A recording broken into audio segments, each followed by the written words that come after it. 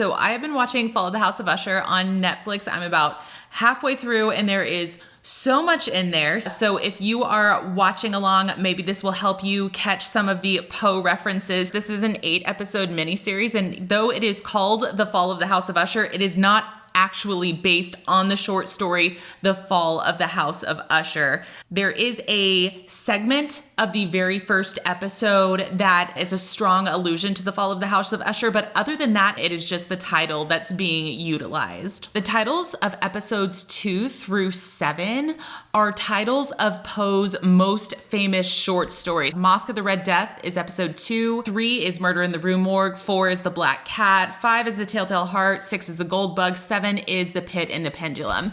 Episode 8 is called The Raven, and of course that is one of Poe's most famous poems.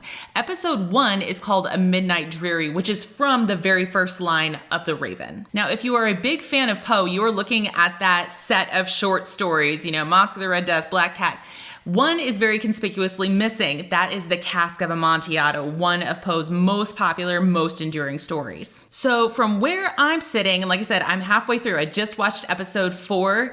The entire overarching series is The Cask of Amontillado. The Usher family runs this company called Fortunato Pharmaceuticals. Cask of Amontillado is a settling of scores between two characters, and the one who gets settled in the end is Fortunato. Throughout all of the episodes, there's a few things you want to notice if you're a big Poe fan.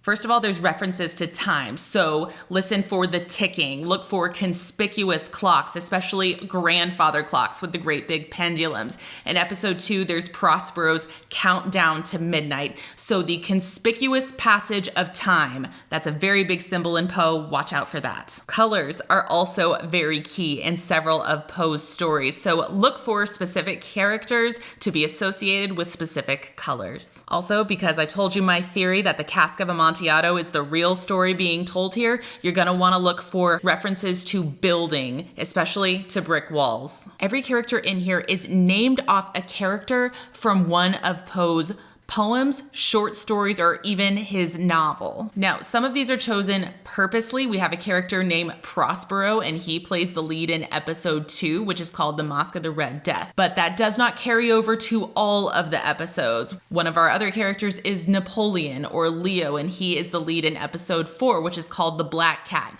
If you've read Black Cat, there are no named characters in there. So the names of the characters don't necessarily correspond with anything specific in the story. All right, in the next video, I'm going to talk about episode 1.